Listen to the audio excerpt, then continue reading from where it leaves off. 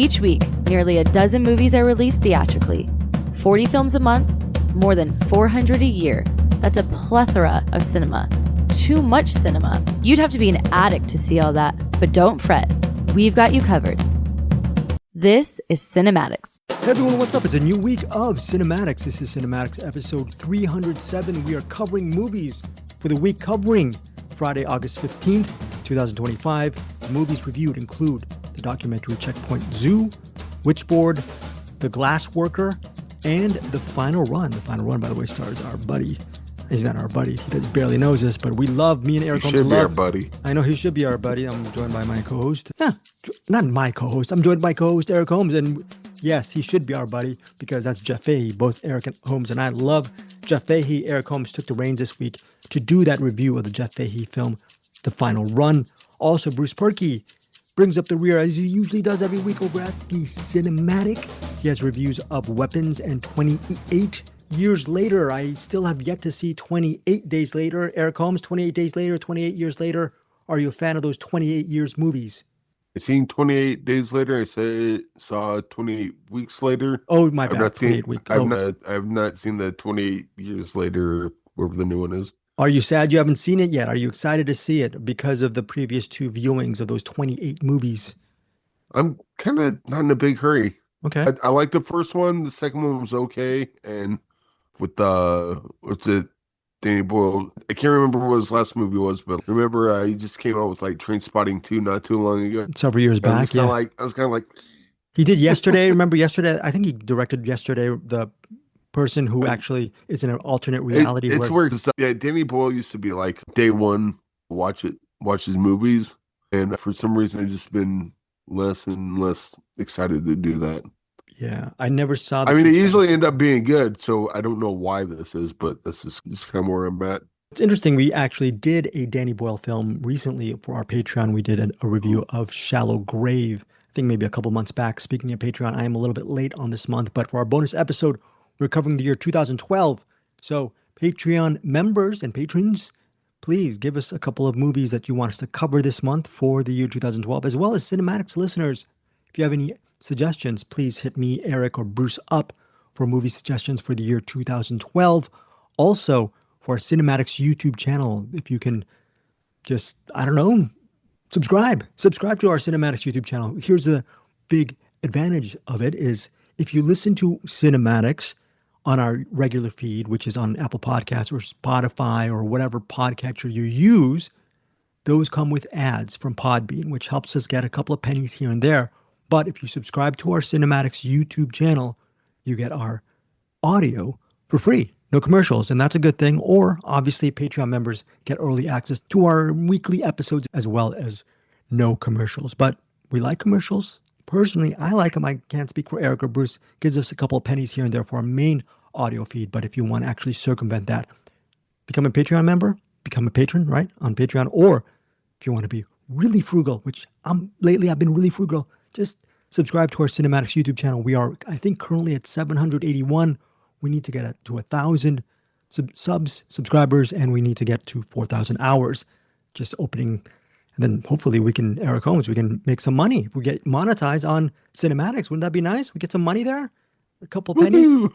Yeah, pennies here and there over at CinemAddicts, and we're also monetized over at Deepest Dream YouTube channel. But I think the big goal, yes, Eric Holmes.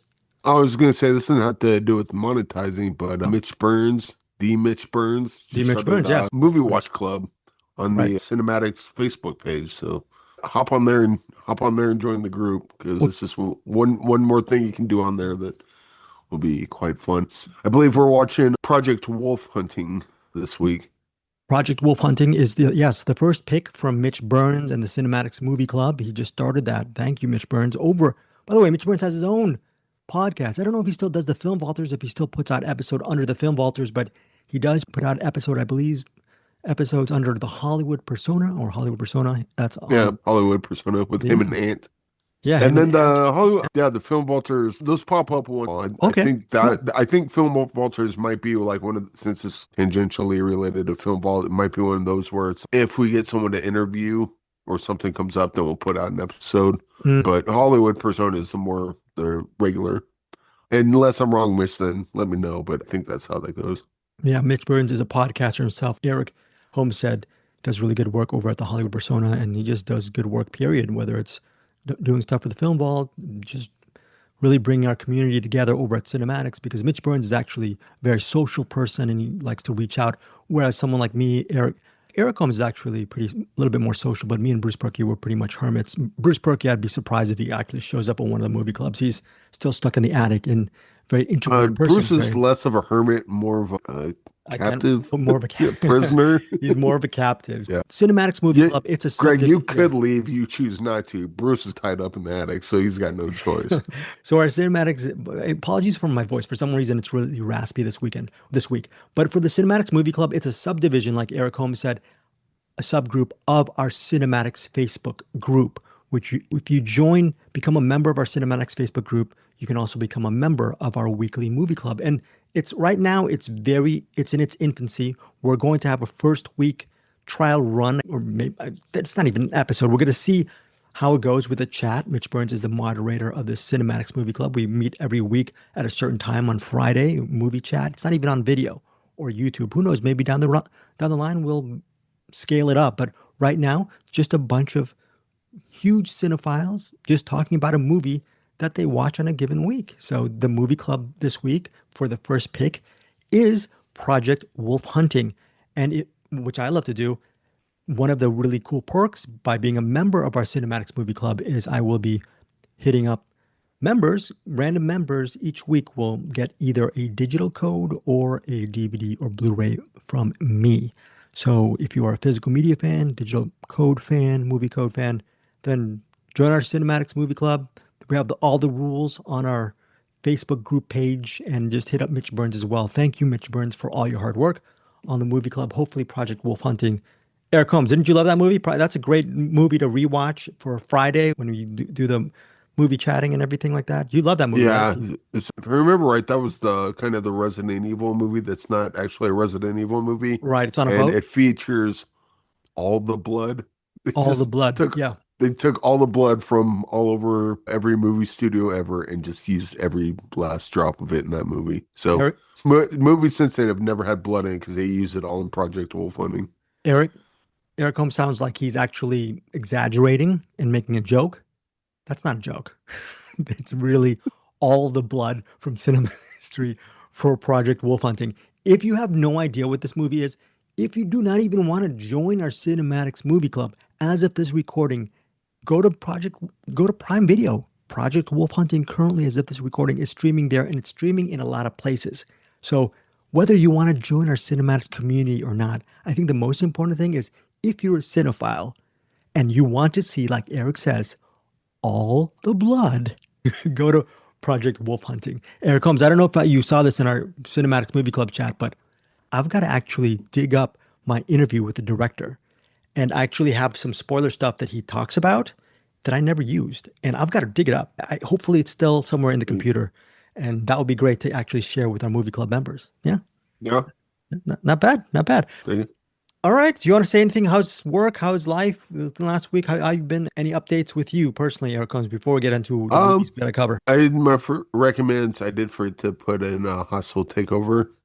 There's a Michael Jai White movie came and went. No one told me, and I just across it on my own. But okay. Yeah, as far as like personal stuff, nothing, just normal stuff. Nothing exciting. Okay, maybe The Final Run is our first movie that we're going to cover here over at the CinemAddicts. Eric Holmes saw it. I did not have time to see it. I'm so sad that I didn't get to see it because it stars Jeff Fahey and Judd Nelson. Also stars Drew Waters and Maddie Henderson. Maddie Henderson, I'm sure a lot of people who use TikTok know who she is because she has over 4 million followers over in TikTok. Now, here is the plot synopsis for The Final Run. The movie's a, quote, gripping story of sacrifice, redemption, and the lengths one man will go to protect the ones he loves.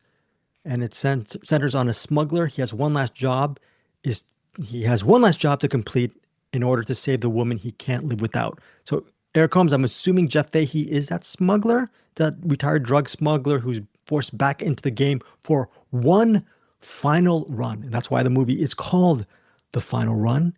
And that is it. It's in theaters and on demand August 15th. Any movie that stars Jeff Fahey and Judd Nelson and it's an indie film, should be interesting. Eric Holmes, take it away with your review of The Final Run.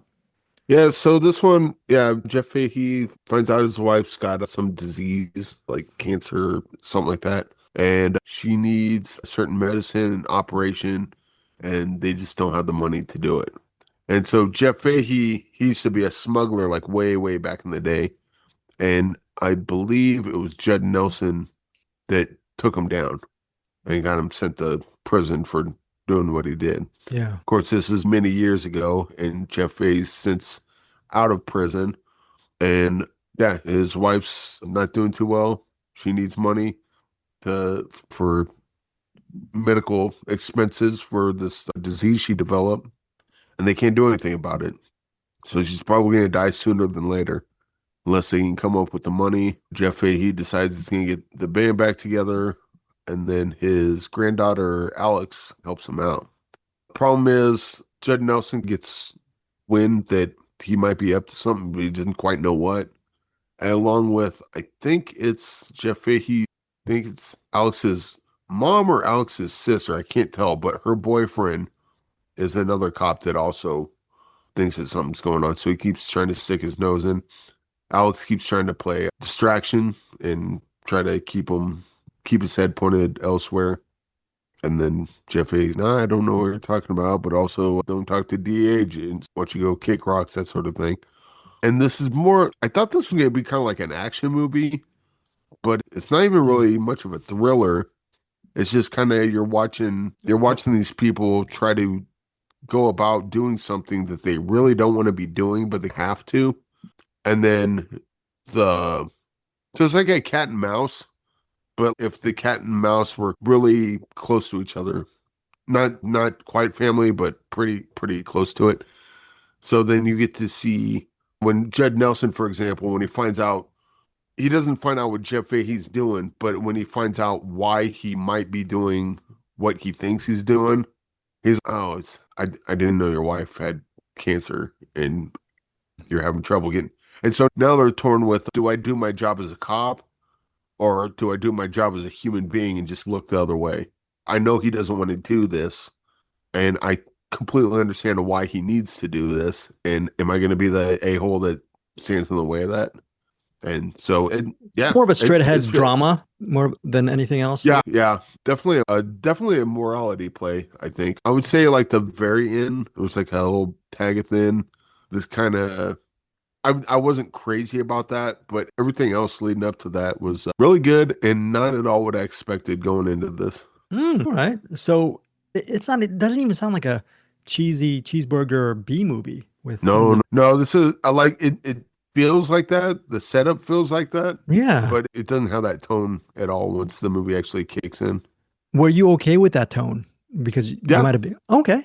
Yeah, because I was like, boy, let's watch a cheeseburger. Jeff Fahey's gonna go smuggling. There's gonna be shootouts and all this stuff. Yeah, I didn't go that way at all, but I think going the way it did, like the back and forth. Oh, I'm a cop. I need to be doing this, but she's got cancer. So how big of an a-hole would I be to get in the way of that? And all right. Yeah. Does Judd Nelson actually, like you said, because he's part of the equation, he has a good enough role where he's just not in for 2 minutes and he just pops out of the narrative? Jeff Fahey's the mouse. Judd Nelson's the cat. That's very cool. Yeah. I like that a lot. So The Final Run in theaters and on demand, August 15th. Eric Holmes, your rating? I'll go 4 stars on this. 4 stars from Eric Holmes for The Final Run. I think, I'm curious what Bruce would think of it. Really? I know for a fact that you would eat this one up. No way. I would really love it because it's Jeff Fahey, or just because it's Jeff Fahey. Jeff Fahey's just Jeff Fahey's just the cherry on top. Okay, I like it. The Final Run, starring Jeff Fahey and Judd Nelson. I forgot to put this on my Google Notes. I thought this was going to be one of these forgettable cheeseburger movies. Has a nice poster here. Let me look it up right now. It is directed by Chris Helton. The writers are Walter Sura, Czura, and Jason Usry, Usry. Again, it's directed by Chris Helton. The Final Run, if you have any kind of respect and love for Jeff Fahey, this is a solid Jeff Fahey film. Eric, right? Yeah, the writer, that's their only IMDb credit. The Walter Zura Okay. and Jason Okay. Newsary. Yeah, Jason Newsry's written a couple things, but hey, you know what? If Walter, this is the first screenplay that got produced. Good on you, bud. Oh, I love it. It was a good one. That is a surprise this week for, and look, why should I be surprised? Well, Eric's not surprised because he loves Jeff Fahey. He watches Jeff Fahey movies. I do too, but I should give Fahey a little bit more credit. Yeah, I need to watch this movie. I will watch the final run Yes. and do a rewind on it next week. Now, Yeah, final run's like very much up your alley. I think okay, you would love it. I'm excited actually. Thank you, Eric Holmes, for it. And look, whether it's up Eric's alley or my alley, most importantly, is it up your alley? So please hit me and Eric up. Tell us what you think of the final run if you get a chance to see it. My review this week, my main review this week, before we get to Witchboard, is a movie called The Glassworker. The Glassworker is a Pakistani film, and it's hand-drawn animation. It took over almost a decade, around 10 years to make. It's directed by Usman Riaz. And at the beginning of the movie, you get Usman talks in front of the camera and he discusses the animation studio that he built in Pakistan with a bunch of artists and the hard work that they put in for all those years. So it is, before the movie starts, sometimes I'm thinking, okay, this sounds like a PSA at the beginning, but it's such an interesting story. And you see a lot of these animators and workers under the studio, headed up by Usman Riaz. They're very passionate about hand-drawn animation. And you could see some of the work that they were doing at the beginning, and it gets you really excited about The Glassworker. Here's the thing about The Glassworker is it was Pakistan's official entry for the 97th Academy Awards. So it's already an acclaimed movie before it actually gets into theaters starting August 15th.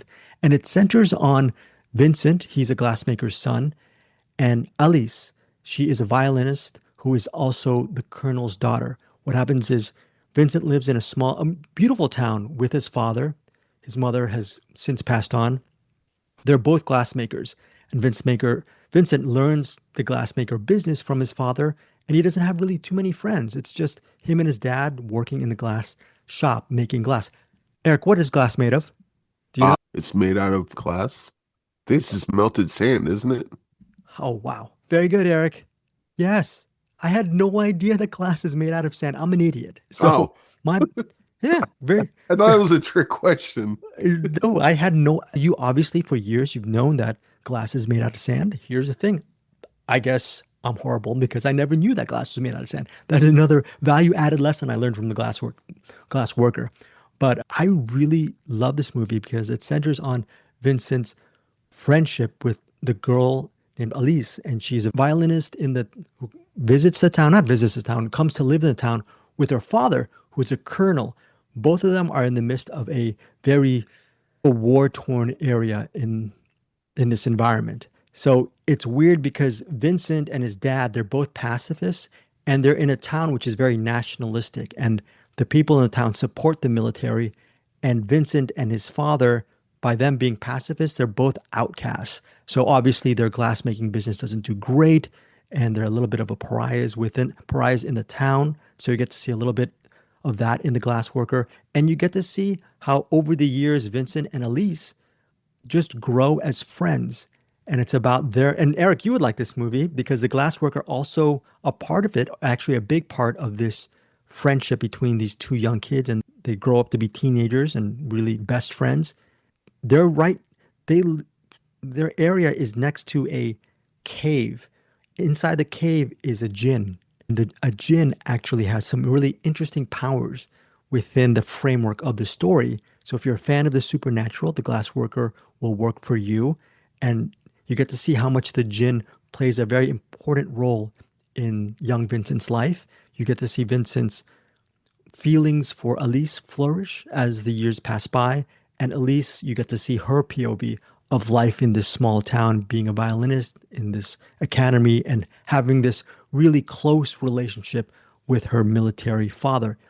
It's a family drama, but it's so beautiful because, I don't know, Eric, if you're a fan of hand-drawn animation, if you are passionate about this form of animation, The Glassworker is a must-see.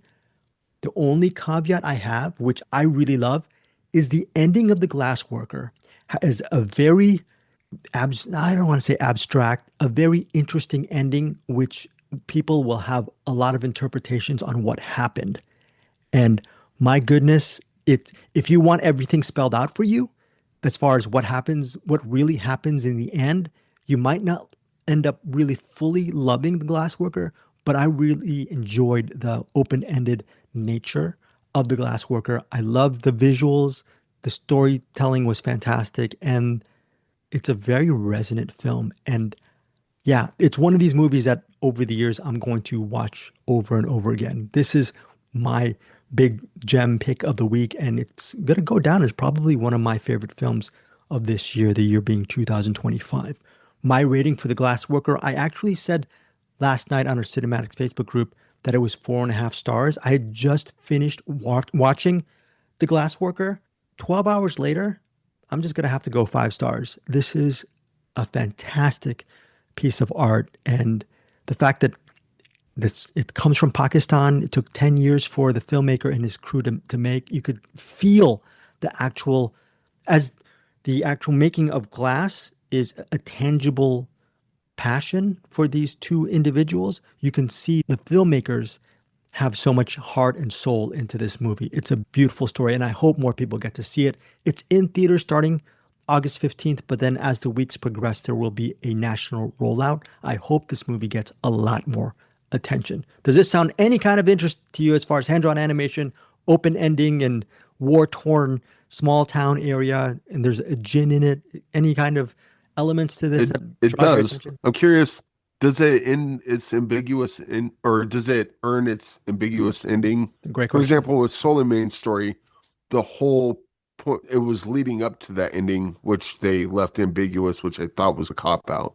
But then there's other things where they'll leave the ending ambiguous to the point where, or we won't finish the ending, but you follow these characters long enough, you know exactly how it's going to end. Or something like To Kill a Wolf, where it's ambiguous, but it doesn't feel cheated. It just leaves your brain tickled and going in different directions of what could be. Option number 3, it leaves your brain tickled in different directions, and you're actually thinking about what happens at the end of The Glassworker, and you don't feel cheated. I think you may feel cheated, like you said, if you want everything spelled out for you. And there's nothing wrong with wanting a clear ending, Eric, but this one actually gives you just different options as a viewer. And I think that's great. I have my own option, which I think is correct, but I don't know. I hope I get that chance to interview the director so I can ask him about the end of The Glassworker. This is one of the movies where, again, every single week, me, Eric, and Bruce, we unfortunately, due to our time schedule, and each of us watch so many movies every week, it slips by. So it's one of these things where last week, or maybe it was 2 weeks ago, I'm so sad that I still haven't seen Suleiman's story. I don't know if I'm going to get to it. And I don't know if Bruce or Eric will get to The Glassworker at all, because they have so many movies to cover in the coming weeks. But again, this is one of those movies when we get to the end of the year and maybe we do some kind of CinemAddicts awards show or whatnot, that I will tell, and if Eric and Bruce haven't seen it, or you guys haven't seen it, I will hammer The Glassworker. The Glassworker, that's the movie this year that you guys must see, and it's right at the top of my list. I don't know if Suleiman's story is going to be at the top of Eric's list due to the ending. He did love that movie. Bruce Purkey really loved Suleiman's story. Don't get it twisted. Suleiman's still a great movie in spite of that. But that was like the one thing where I was like, you let us the water. We're about to drink it, and then you just snatch it away. Yes. Yeah.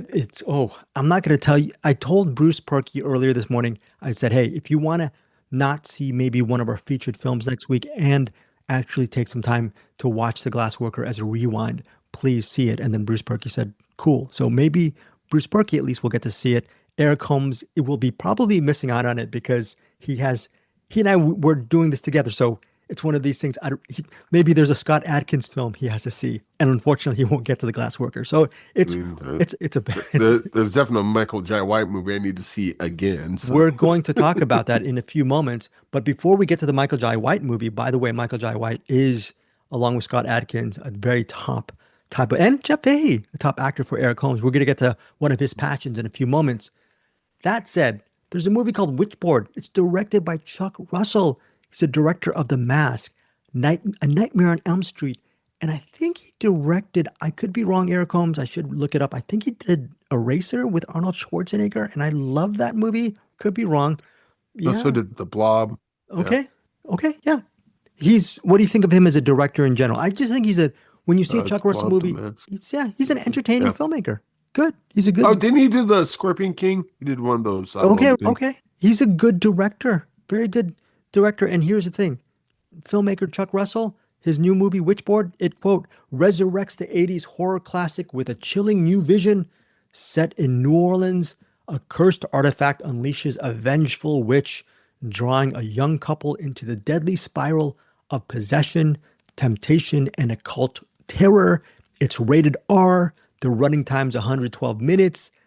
Usually over at CinemAddicts, we release these episodes every Thursday, but due to this movie, Witchboard, the embargo actually is Thursday morning. Patreon members get early access. We're not going to release this CinemAddicts episode until Friday, and that is Witchboard's fault because of the embargo. But again, running 112 minutes, the movie stars Madison Eisman, Aaron Dominguez. They play the young couple who find this Witchboard somewhere in the middle. If I'm trying to remember, it's not I think somewhere outdoors, and they find this Witchboard. The Madison Eisman character, she finds it and she takes it home. And what they don't see is right nearby the Witchboard, there is a dead body with mushrooms and plants growing out of his body. They didn't get to see that. They should have looked around a little bit more, and they would have understood that Witchboard is not the kind of board you take home. So the Madison Eisman character, because she takes the Witchboard home, it starts affecting parts of her life, and it starts affecting parts of her boyfriend's life. Her boyfriend, again, is played by Aaron Dominguez. That boyfriend is starting up a new restaurant over in New Orleans, and you get to see how the Witchboard affects the new business, the new restaurant, the boyfriend and his friends, and the crew of that restaurant, and most importantly, the Madison Eisman character. You get to see how her addiction to the Witchboard affects her. The ensemble also includes Mel Jarnson. She's a Witchboard expert, or I don't know, she's not an archaeologist, but she knows a lot about these artifacts. The Mel Jarnson character is very interesting. It also stars Jamie Campbell Bower as a very mysterious man who has some kind of connection to the Witchboard. So anyways, Eric Holmes, Witchboard, what did you think of this movie? Did it work for you on a rudimentary, requisite level, at least entertainment level? From like just a silly horror movie perspective, I guess it was all right. Problem with it, and a big problem with it, is I'm struggling to remember anything that happened in the movie, because I think I saw it a couple weeks ago, and I probably should have watched it again. This is one of those, as Anderson says, in one eye, out the other. You don't remember liking it? You don't remember it was on. I was like, okay, this is cool. There's some pretty gory parts and freaky parts and whatnot, but nothing stuck at all in this. That's a bad thing. So I don't know what to tell you. I remember they had those two creepy twins. They show up. I remember. None of this stuck at all. A couple of things of this movie stuck with me. First of all, the killings of this movie are really well done on a cheeseburger level. The reason why you watch this movie is you get to see a lot of, I don't want to say get to see, it's not like a privilege that you get to, that you're seeing a lot of people die from this Witchboard. There's a cat who possibly is very violent, and a lot of people meet violent ends in this movie. And I can see why Chuck Russell wanted to do Witchboard is because he gets to have a lot of these characters get into very compromising situations due to this evil artifact, and people go crazy and people stab each other and kill each other, and there's some occult elements in this film. The main characters were, to me, a little bit just vanilla, a little bit boring for me. They were just straight ahead characters, but the Jamie Campbell Bower as the main antagonist was interesting. Also, I mentioned Mel Jarnson. She is one of the secondary characters in this movie. She plays an ex-girlfriend of the main guy in this movie, played by Aaron Dominguez. And she has a very, she's charismatic. Both Mel Johnson and Jamie Campbell Bower are the best parts of Witchboard as far as the acting goes. Your eyes automatically train to them. They are magnetic actors. The actual storyline to me, Eric was saying that he doesn't really remember anything from this movie. That's probably because his memory skills are horrible. Let's face it. Sometimes you can't remember a lot of things, because even with the spoilers. Remember To Kill a Wolf. I haven't uploaded that yet, but we spent 20 minutes trying to actually remember the linear narrative. That's something I Yeah, but usually, like if I see a movie like a long time ago and you start talking about it, then it starts coming back. Not one frame of this is coming back to my head. Two creepy witch twins or whatever. And then there was that one guy. The hands? You don't remember the hands dangling from trees and everything like that? Nope. Let's just say there's a lot of hands that are being chopped off in Witchboard. It is violent, and I do appreciate the ending of Witchboard is very interesting because there was never mind. One thing did come back. The one guy that was tied up, and then axe came and almost hit him, but ended up like cutting him free or something like that. You remember that? So there's that. And it says Witchboard. So there's a lot of witches in this movie, or there's a main witch, and it goes back and forth. And like Eric was saying, he's moving his hand back and forth. There's a sort of a little bit of a pendulum, a weird pendulum or talisman or whatever that goes back and forth on the Witchboard. It's, whatever. It's, to Eric's point, even though he does have bad memories at times, he will remember a movie if it's memorable. And Witchboard, unfortunately, is not a memorable movie, but it's directed by Chuck Russell. So there are enough good cheeseburger moments in Witchboard to make it actually a decent enough watch. And if you're in the mood for a horror thriller, I don't know if you can do worse, but it's just a mild recommendation for me for the performances of Mel Johnson and Jamie Campbell Bower. But the movie's set in New Orleans. I didn't feel like I was in New Orleans, even though you get to see them. It's interesting. Their actual place is in a building, supposedly in New Orleans. You just feel like you're in a movie set. I didn't really feel I was in New Orleans. So you don't get a very organic feel for Witchboard. And maybe because they had not much of a budget for this, but I don't know, maybe they did spend the money on special effects and whatnot. And the flashbacks to the witch stuff and the witch trying to be burned at the stake. And the witch in the past has a rivalry with just the town religious leader and all that stuff. That was not very interesting to me. But Witchboard itself, it's a mild recommendation. I'm giving it 3 stars. I don't know, Eric Holmes, if you can even rate Witchboard just from memories, because can you? Is that even? Yeah. Okay. Okay. Yeah. Hey, if you make a movie, I've seen the movie and I remember the movie. That says something about the movie, I think. Wow. Yeah, probably 2.5. Like I remember watching it going, this is cool, but yeah, it just didn't stick with me at all, literally. Okay.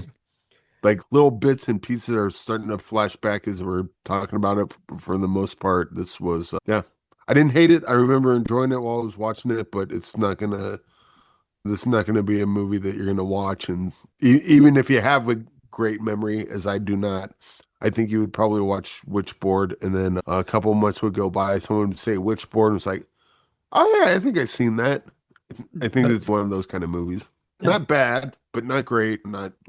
I would say, as far as Chuck Russell movies, this one's definitely a step above Paradise City.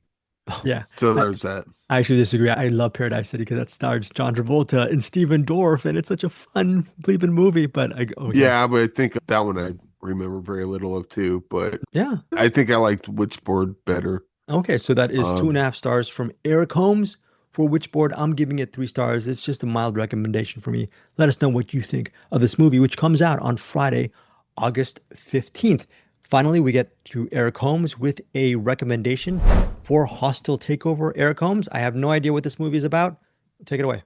All right, Hostile Takeover, directed by Michael Hamilton Wright, written by Michael Hamilton Wright, Christina Laughlin, and Burton L. Warner, starring Michael Jai White, Amy Stolt, Don Oliveri. So basically what this is, Michael Jai White's, he's within this underground group, pretty much assassins. Anyway, his boss seems to think that Michael Jai White ratted on him. So he keeps having all these people all his goons try to take kill Michael J. White. He keeps telling us, dude, I didn't rat on anyone. And then they're like, we don't believe you. And then he kicked the crap out of them. And then there's all laying on the ground like, oh God, I told you, I didn't rat on you. Like, what, you got bad info. Where's this coming from? It's, you totally ratted, which doesn't really make sense because, like, he's clearly got the upper hand on him at this point. So if you can't threaten him, he kicks the crap out of you and he doesn't run away. He just stays there and go, okay, let's talk about this because I didn't rat. So what's going on? Probably tells you that he's telling the truth, but just constantly like different sets of goons keep trying to stop him and trying to kill him. And he just keeps kicking the crap out of them. There's, let me pull the ladies. I don't know if it's Amy Stolt or Stolte, but she works at a bar, and Michael J. White comes there, and then she works at a bar, but I think she's also within this underground kind of organization thing, because there's more than a few times where people come in to kill or beat up Michael J. White because he's a rat, air quote, and then Amy ends up helping him out. So they're kind of kicking the crap out of people side by side. It's basically like an action comedy.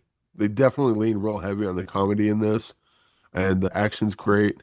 And it's everything I love about Michael J. White. And he's got this Amy Stolte playing Mora, kind of his partner in crime. Yeah. She's great good. movie. Oh, yeah. I love her in it. She's got a similar look to Dominique. And yeah. And she's got the same kind of badass sort of energy to her. How did you find this? Did you just find, what's this on streaming? I think I rented it on YouTube. I don't remember how I came across it. I just saw that, oh, Michael J. White just had a movie come out. I better watch it. And so I did. Right. Yeah, I have it wasn't like didn't get email. Which is weird. I checked the email. I'm like, how is no one, did I not put the memo out that I love Michael J. White? So yeah, PR people, if you got a movie with Michael J. White, I'm an easy mark. Give them all to me. Don't even ask, just send them. Okay, so what is your rating on Hostile Takeover, Eric? What do I give this? I kind of want to lean 3-star banger, but it was really funny, and I love the action in it. I'm probably going 4 stars on this. 4 stars from Eric Holmes for Hostile Takeover, currently available on digital. I'd never received an email for this. Speaking of Michael... so this kind of, imagine, I think like Blood and Bone and Undisputed 2. Those are like top tier Michael J. White movies. And I think this one's just as good, but it leans more on the comedy. So kind of like, the Scott Adkins movies, but then you got the Debt Collectors. So it's still got that same amount of action, but it's a little lighter because they are a little more jovial throughout the movie. That's kind of what you can expect with Hostile Takeover. Okay, so that is 4 stars from Eric Holmes. And unlike the Witchboard. Witchboard. Yeah, the word. Unlike Witchboard, this one might stick with you a little longer. Okay, so that is Hostile Takeover. Worth a rental then, Eric Holmes. If you love, I would say so. I mean, it definitely. Not a Bruce Purkey movie. Is it a Greg Srivasti movie? I would say Bruce Purkey. No, don't rent it. This is not going to be your movie. Greg, Eric, absolutely rent it because this is like right up your alley.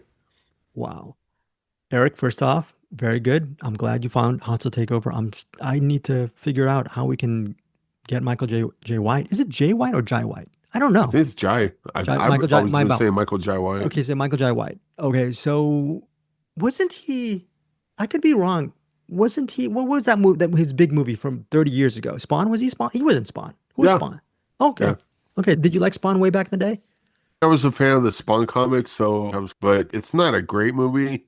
But I'm thinking maybe you liked Spawn enough. But that's where you started liking he would have been a good Spawn. There was something going on behind the scenes. I don't know if they didn't have the budget or what, but yeah, it was fine at the time, but it doesn't hold up very well. And quite honestly, I don't think it held up back then either. It was just I was so excited to see a live action Spawn movie that I let a lot go.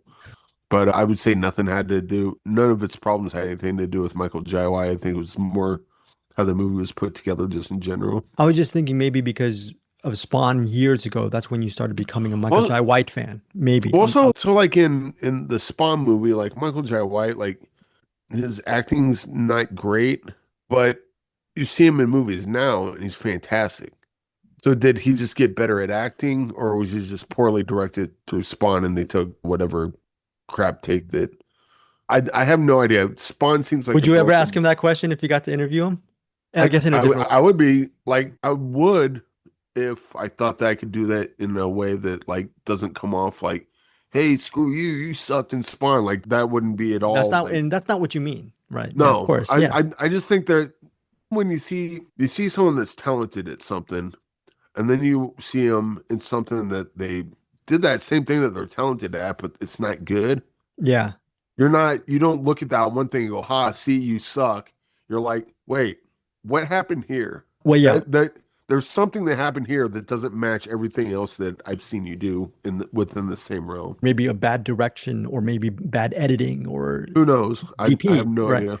Okay, that is it for this episode, Hostile Takeover. And before I go, I have to apologize to Eric Holmes. Deep apology for you. Yeah. Unopened email, because I have probably over 300,000 emails in my Gmail, Eric Holmes. There is a movie that came out in theaters August 1st, I believe August 1st, from Samuel Goldwyn Films. Okay, Did Eric? Ryan was Makeover? It's Michael Jai White directs and stars in Trouble Man. It was in theaters August 1st, 2025 from Samuel Goldwyn Films. Check this out. And it's directed by Michael Jai White. Method Man stars in the movie. Mike Epps, Lala Anthony, Orlando Jones, and music by Keith Sweat. 92 minutes, Eric. And it centers here. So here's a synopsis. Javen, a former cop turned Atlanta PI, is hired to find missing R&B star Jahari. His investigation uncovers her disappearance is connected to a larger conspiracy, forcing him to question those around him and his own past. Wow, Eric, we missed out on that. So I apologize for that. You want me to for check now, it out? I'm going to go back and watch it. He's got one coming out called Crossroads Cafe, so I'm going to... Yeah, I can see if I can... Look forward to that one coming out. Maybe you want me to see if I can get you a screener link see if it's around? Okay. See what's up. Okay, all right. Either way, yeah, Michael Jai White's awesome. I love him. All right. And yeah, the Spawn stuff aside, he's just, especially in Hostile Takeover, like he's incredibly funny. Anyone that's seen Black Dynamite or Outlaw Johnny Black, you know that he's got comedy chops.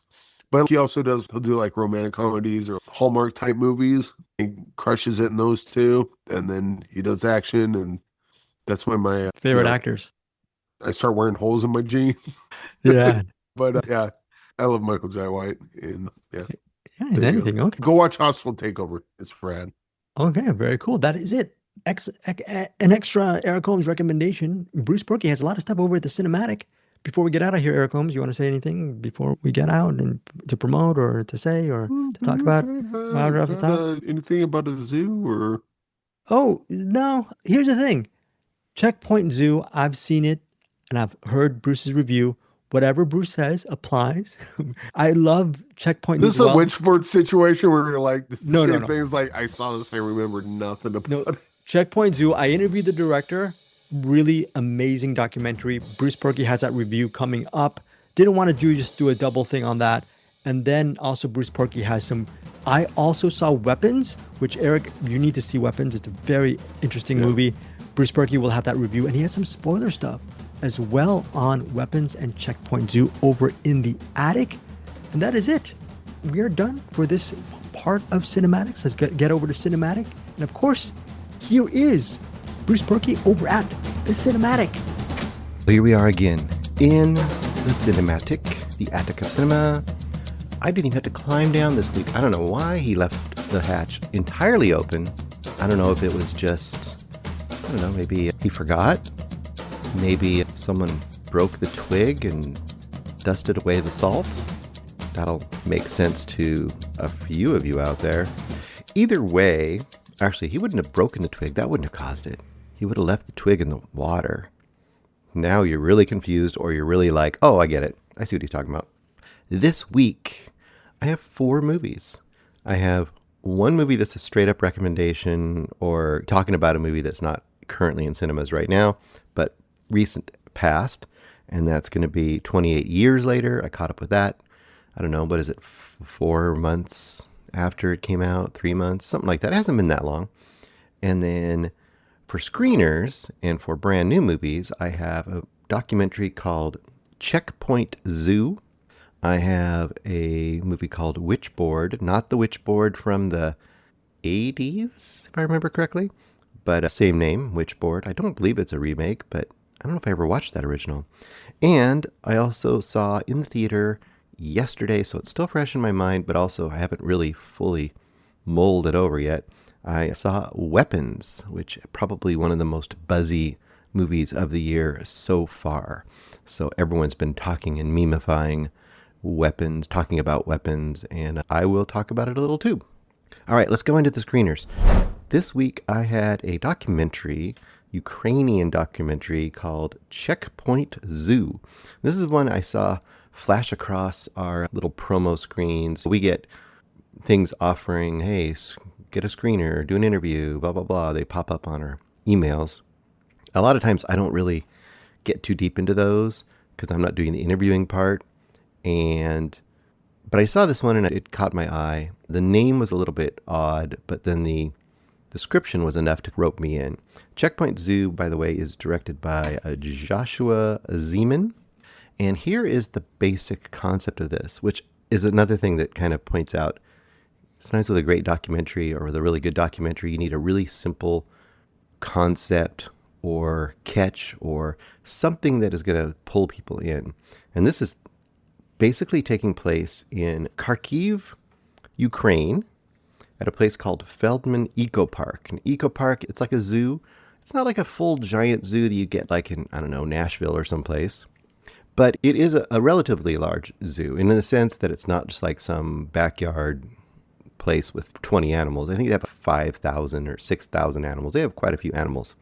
But it still has that feeling of being somewhat family run, but big enough. They have lions and tigers and bears, all the things, ostriches. They have a lot of big game and monkeys, different kinds of apes and stuff. So anyway, this little zoo is really close to the Russian border. And the events of this movie pretty much take place in the beginning of Russia's war and invasion into Ukraine. And if you guys remember at all, the history of Ukrainian conflict that we've had over there, the current one, the Kharkiv area was a real early hot point, and a lot went down there. What you see early on is a map.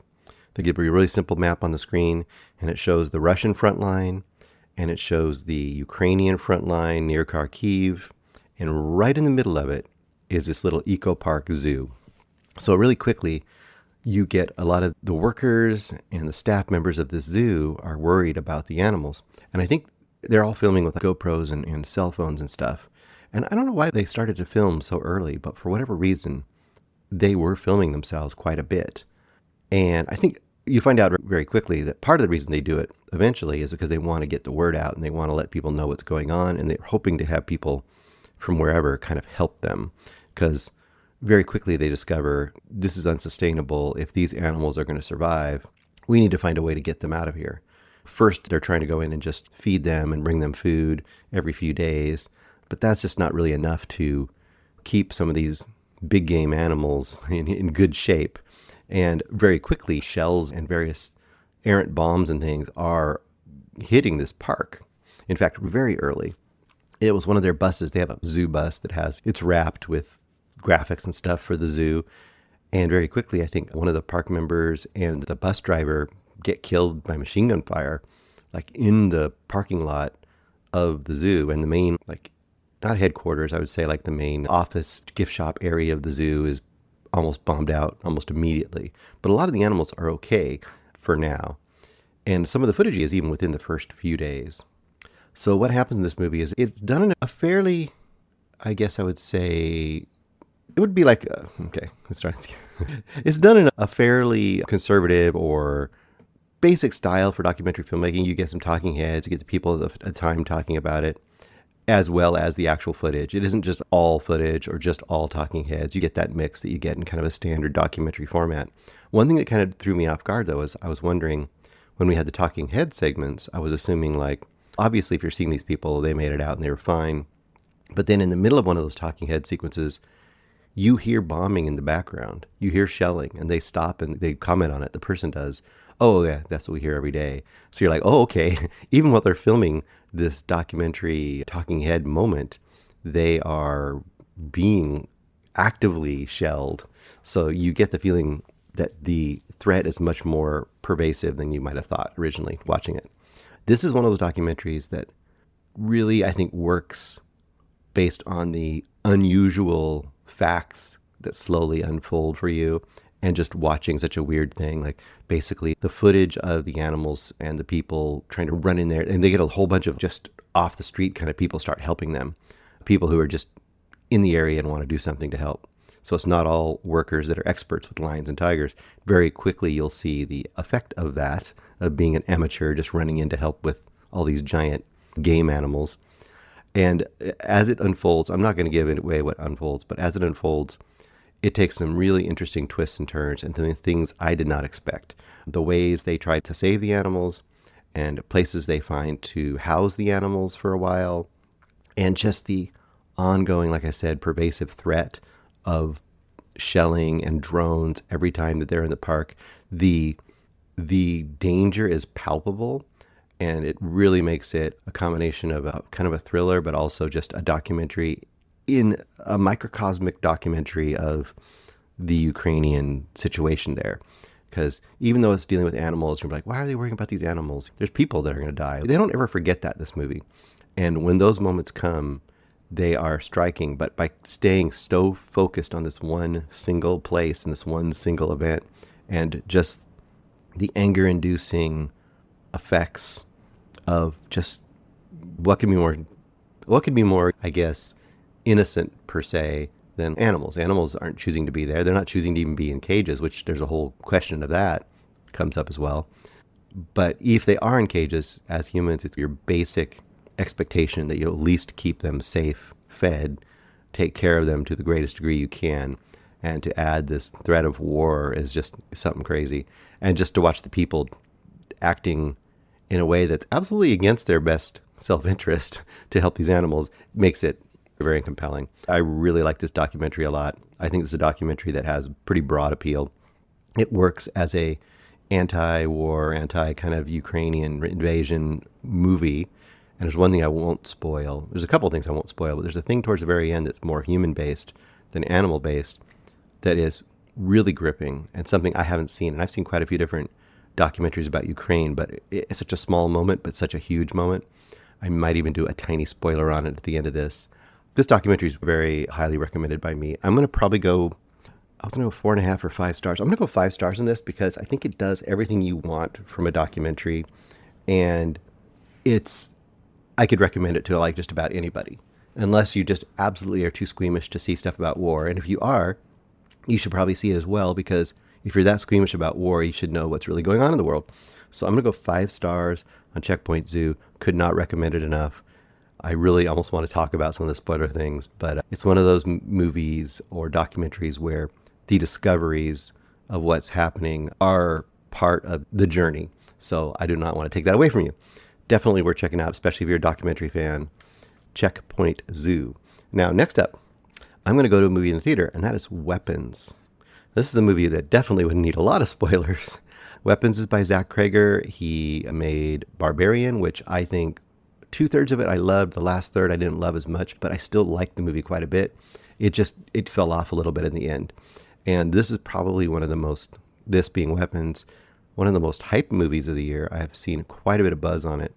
And I've also managed to pretty much stay away from any trailers. I didn't watch the trailer. In fact, all I knew about it was some stuff leaked through. You see the image of the kids running. I knew it had something to do with missing kids, and then it got into strangeness and violence. And that was my whole impression going in. And that was actually a pretty good impression. That's pretty true to what happens in this movie. So what I will tell you guys, because a lot of you are probably going to go see this, but if you aren't sure and you're not positive about what you want to think about it, and you're curious if it's good or worth checking out, I would say it definitely is. Now, the basic premise, the first 2 minutes of the movie gives you this, I think is a pretty great way to go. And I don't know if the trailer did this. If it didn't do it, it missed the boat, because the trailer should have just been like the first 2 minutes of this movie, which is just a voiceover, images of kids running like you see in the poster into the night, over a George Harrison song, and a little kid is telling you a story. It's almost like a beginning of a fairy tale, like Once Upon a Time kind of a thing, the way that the kid is telling you the events. And essentially it was just that in the middle of the night on a particular day, all the children of this one classroom, minus one child did not go, but every other kid that was in this one classroom during one part of the day, like elementary grade kids, they all go running out into the night, never to return to their home. And that is the mystery of why this classroom for this teacher and why the one kid stayed behind and what happened to the kids. That's your basic jumping off point to this movie. That's the basic mystery. This is the kind of setup that you have been getting a lot, especially in these series like Lost, or I'm thinking of another one that's similar to it, but these series where you've got like an unusual event happens to a group of people or society, and then the rest of the story is unraveling what created those events. But almost always they have an unsatisfying way of wrapping it up, or you get the feeling that they have the concept, but they don't have the story. This movie, on the other hand, I think it does a great job of both things. It really maintains the mystery, but then it answers the mystery. But even more importantly than answering the mystery, what the secret sauce of this movie is, it is a fantastic and interesting character study for a whole bunch of different characters. So what you get is this town obviously has been totally affected by this disappearance, to the point that the parents are freaking out because it's not getting solved, and people are all looking for someone to blame. They're looking for a scapegoat. So we get to follow a bunch of different characters and how they are dealing with the aftermath of this while the mystery is slowly being unraveled. So you get the teacher, you follow her for a while, and you literally follow these characters. So it becomes, in a way, almost, Rashomon is one thing people bring up a lot, but I would say it's a little more similar to Pulp Fiction to me, where you meet a character in one situation and you follow them for a while, and then when that situation is about to come to a head, you cut away to another person that's interacting with them at another point in time and follow them until they come and cross back with the people that you met in the beginning, and keeps going like that. So you meet the teacher that was left behind, the one teacher. You get the principal. You get a police officer. You get a drug addict just living on the street. You get the little boy, the only boy that showed up and was the only person in the class that didn't run away in the middle of the night. So you get all these different characters, and you get one of the parents. So all these different characters that are involved and surrounding this mystery, and each of them, you're going to follow them for about 20 minutes. You're going to jump back in time to some point, follow them for about 20 minutes. And at some point, they're going to interact with the story that's continuing to move forwards, the mystery, and they're going to interact and cross paths with some of the other characters that you've met, so that by the time you get to the end, you really have a rich idea of all these different characters and a really rich kind of a view of the entire story as it's progressing. Really good movie. The only thing that keeps me from going 5 stars for this is that some of the extra stories that you follow probably could have been trimmed a little bit. But I also have a feeling that this is a movie, if I rewatch it, I will say the opposite, and it'll go to 5 stars. So this feels like a movie that absolutely will probably grow to 5 stars on a second, third, fourth viewing. And one thing I can't really represent enough about this too, is it feels like it's just going to be a heavy, disturbing, or mysterious movie and just all serious. This movie is very comedic in a lot of aspects. It's comedic like overtly at times, because there's just tons of character interactions that are really vibrant and entertaining and funny to some degree. And I think it's not overtly comedic at points, but it definitely has comedic edges to it. Things that are supposed to be violent or crazy or like, thrilling, a lot of times they could be seen as comedic. And I don't think that's unintentional. I think that's intentional as well, where you have scenes where, people are being very violent to each other, but it's funny. You have a scene towards the very end I'm obviously not going to spoil this, although I might do a little spoiler thing for this at the end too. I might have a little spoiler segment for this whole episode, because this movie could very much have a very big spoiler discussion for people, and it will. there are scenes at the very end where it's absolutely thrilling and all the characters are just doing something very active. But the way it's presented to us, there's comedic elements. And I really appreciate the fact that this movie is dark and mysterious and dramatic and also just doesn't have a problem being funny and seeing the absurdity. There's a whole level of absurdity to the whole movie that it embraces. And I think that is another piece of this puzzle that really makes it engaging. I think for the off-the-street person, this will be more engaging than the average horror.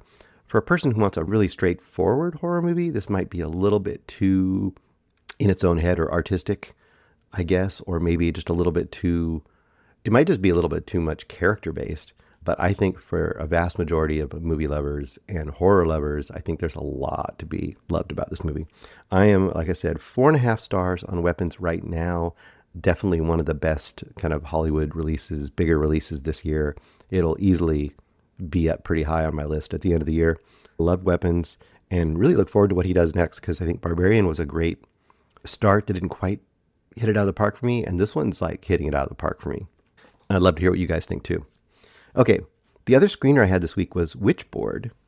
Now, Witchboard, if you remember, there was a movie called Witchboard, I do believe, and I could be wrong about this, I didn't look it up, in the 80s, and I believe it was about a Ouija board, and I think it had Tawny Katane in it from the Whitesnake videos. That's about all I remember about Witchboard. It's Axe or something. Anyway, this Witchboard is directed by Chuck Russell. Now, Chuck Russell, that name might strike a chord in your brain. Chuck Russell's had some big 80s, 90s movies, very mainstream too. He did Eraser. He did the Nightmare on Elm Street 3, which is one of the best of that series. Really fun, really cheesy, very 80s cheese now, but very fun. The Mask, a huge hit, obviously. It wasn't a big budget movie at the time. It was a sleeper hit in some ways, but it was big enough, and it had, with all the people had it in early CGI and stuff, it got a lot of buzz. And then he also did the remake of The Blob from the 80s, which is it's become a real underground hit for horror fans. The Blob remake is pretty great.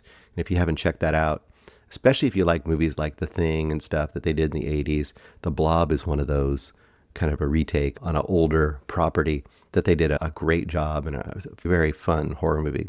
Now, Witchboard, we're looking at this movie. This movie is a confounding one. First of all, it's not a huge budget movie, but it's got some polish to it. It's a little bit of a glossy, almost soap opera, like nighttime soap opera look to it, which is an old-fashioned term now, 90210 or something like that. It's got a sheen to it that I didn't expect for this kind of lower budget movie. There's a slickness here. And like 90210, you've got a lot of beautiful young people preposterously thrown into this, supposed to be this kind of gritty situation. What is your basic situation here? You start out with a little prologue in Witchboard where you've got a bunch of witches literally at a clearing in the woods doing their ceremony. They have all these human severed hands hanging from trees, and they're using their Witchboard, because the Witchboard in this case, it's like a proto Ouija board. Basically, it's a circular disc of, like a wooden disc with carvings in it, and I'll have things like yes or no in Latin, and it has different symbols, and you put a pendulum, you hang a pendulum from a string or a chain over the center eye of it, and then the pendulum will swing and move towards the answers to your questions. So essentially it works like a Ouija board.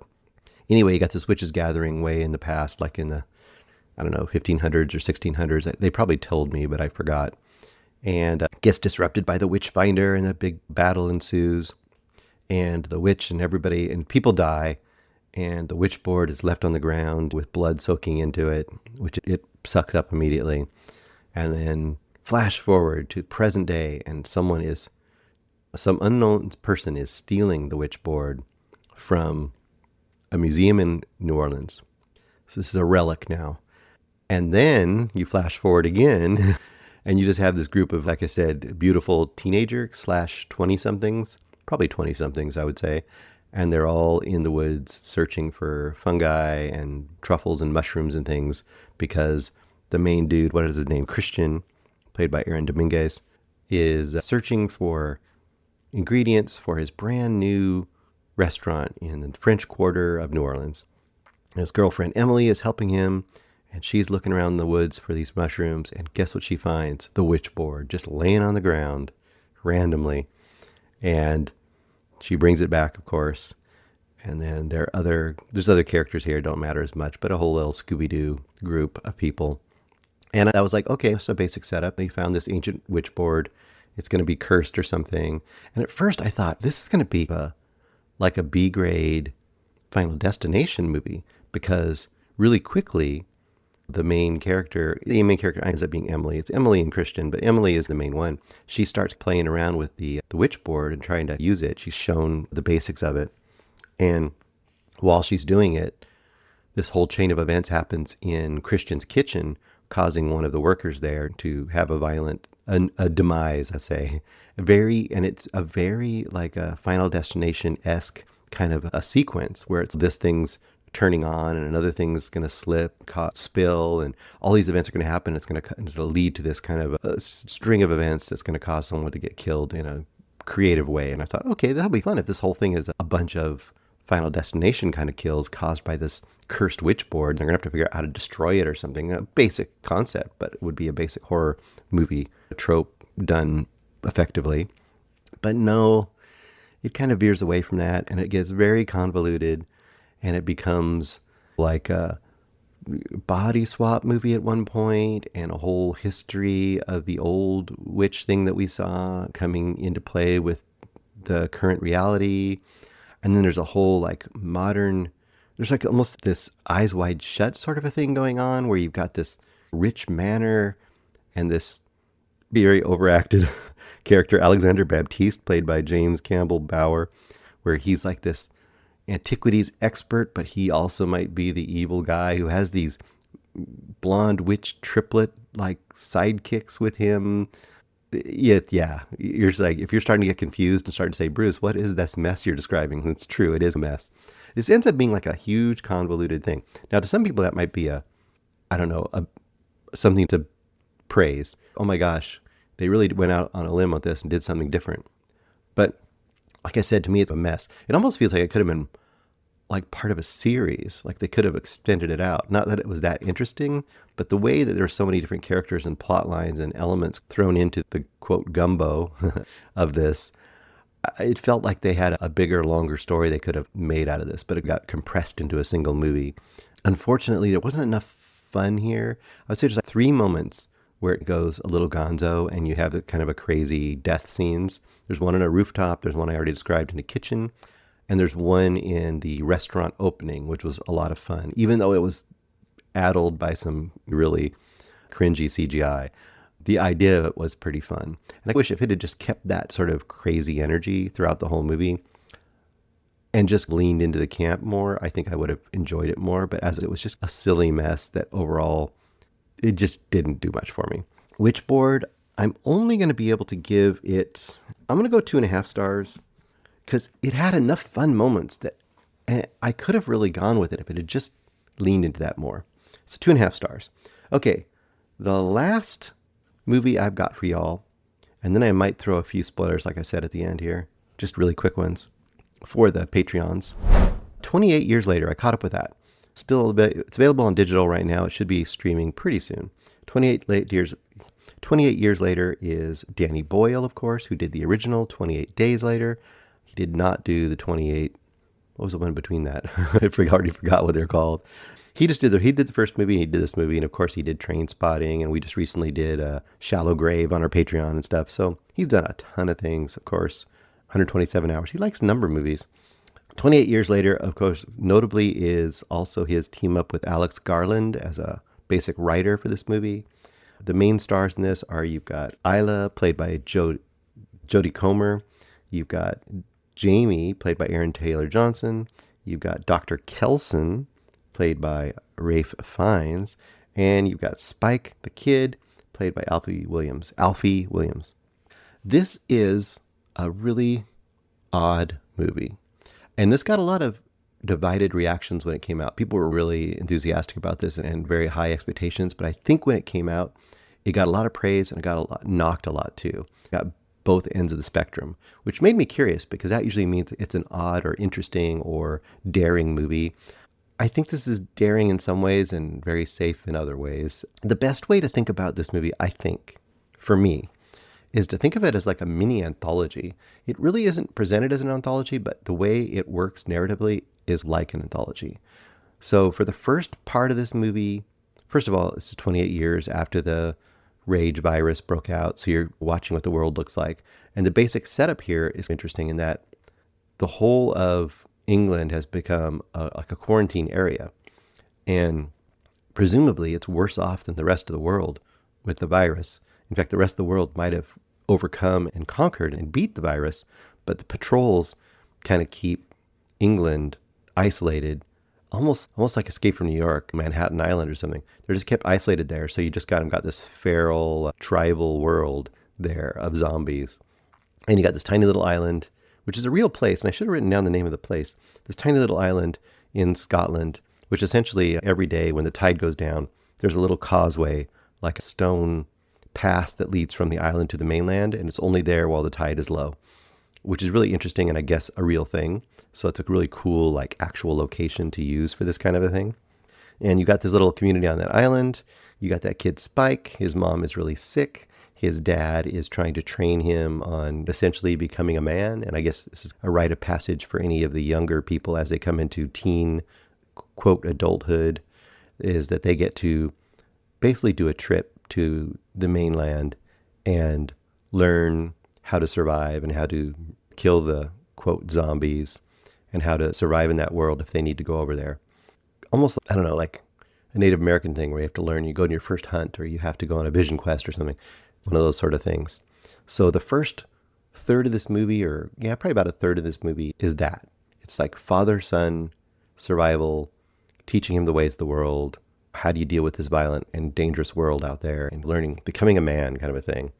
And then part two is son with mother who's sick, trying to find her help because there's a discovery that a doctor, and that was the Ralph Fiennes character, the doctor who may or may not be a crazy person living out in the middle of a wasteland, is out there and a possible cure for his mom.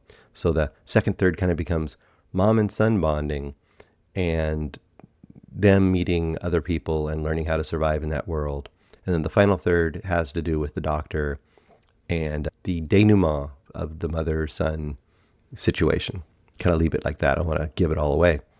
So on the good side is, if one of the parts isn't working for you as much, the other part's going to come and be different, and you might enjoy that part of the story more. Each of them is like a little mini story of its own, so I think you can enjoy one if you don't enjoy the other. And narratively, though, it's a little messy, and it's a little bit of stuff we've seen before. Like, we have seen these kind of zombie, apocalyptic, post-apocalyptic sort of society movies before with versions of this before. And in fact, one of the things that's really interesting about this, interesting in probably in a negative way to me, is that when 28 Days Later came out, it was such a big kind of a shot in the arm for the subgenre, the zombie subgenre, the fast zombies, even though it wasn't Return to the Living Dead, I gets the credit for fast zombies for me. But the real popularization of the fast zombies and this kind of rage zombie approach and this kind of almost video game style of zombie thing really got pumped up with 28 Days Later to the point that it really influenced other things like video games. And when I'm watching this movie, I'm thinking like it's influenced by things like The Last of Us, because you have this whole thing with this very video game-ized idea of the zombies now. After 28 years, they become these different kinds of zombies, like boomers in that other game. You have a version of that, and you have these alpha zombies. You have a lot of stuff it's honestly silly, and it really pulls you out of the reality of the situation.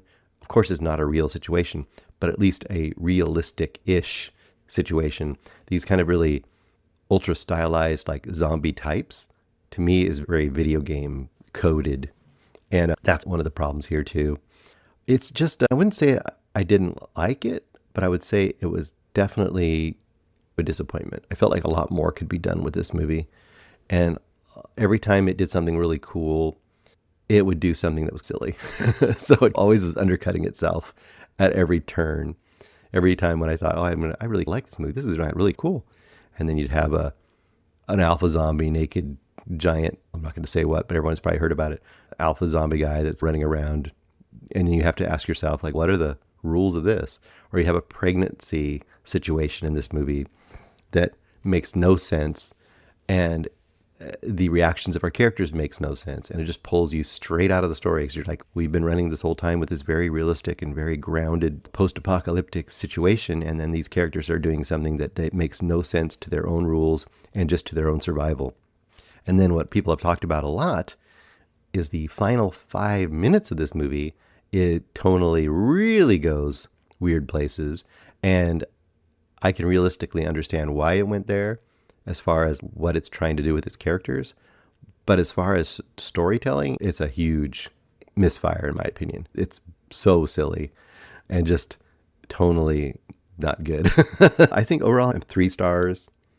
Yeah, 3 stars. I was thinking I might go 3.5 stars, but it just isn't good enough. 3 stars for 28 years later. This will act as the 3rd movie in a row with a major Alex Garland influence that I have really been disappointed with, and not so much. And I feel like at this point I can almost say I love Alex Garland doing sci-fi. I think his approach and his ideas are always super interesting and engaging, even when they're just a little over the top, like in Men. I still always find stuff that I really like about it. When he's doing societal war apocalypse kind of stuff, I really don't like his approach. I think his approach is way more tropey and way more hackneyed and overpraised for what he's given us. So I'm concerned that he's going more towards the latter and not towards the former. So I think Alex Garland is unfortunately fading off of my love list and want to see list.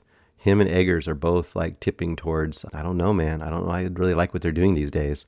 But at least we have Zach Kreger to make up the difference. That's the main movies I've got for you this week. The high recommendations for me are going to be Checkpoint Zoo, if you can find a place to watch it. If you can't, hang out, put it in a list somewhere and check it out when it comes to streaming, because it probably won't take too long. And my big go to the movies and watch it while it's there recommendation is definitely Weapons. Weapons is easily worth your money, I would say. I'm going to be heading out now, but if you are a Patreon or if you hang around long enough for Greg to put it out, I'm going to give you a couple quick spoiler things for a couple of the movies on this. Talk to y'all soon.